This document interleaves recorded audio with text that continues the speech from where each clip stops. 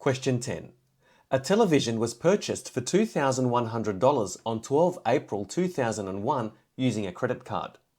Simple interest was charged at a rate of 19.74% per annum for purchases on this credit card.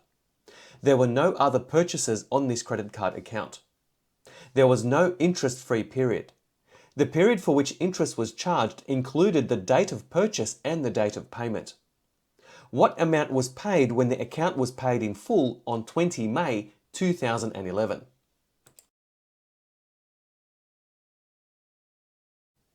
We can answer this question by treating it as a loan. Let's go through the question and note down some important details. A television was purchased for $2,100. Now, this amount here represents the principal or the original amount borrowed.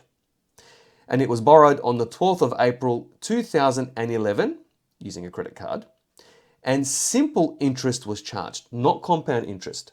This implies the use of the formula I equals P times R times N in order to work out the amount of interest that is charged.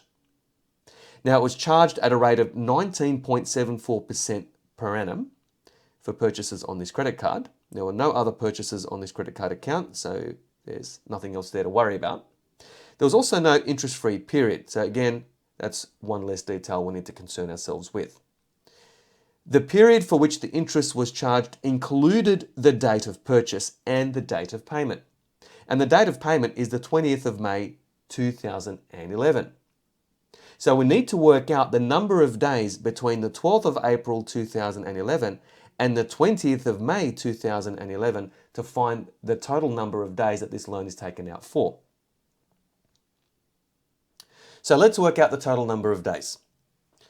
To find the days in April, taking note of the fact that the period for which interest was charged included the date of purchase, so it has to include the 12th of April, we find that by 30, which is the number of days in April, minus 12, but then we need to add 1 because it includes the date of purchase, and we get 19 days in April.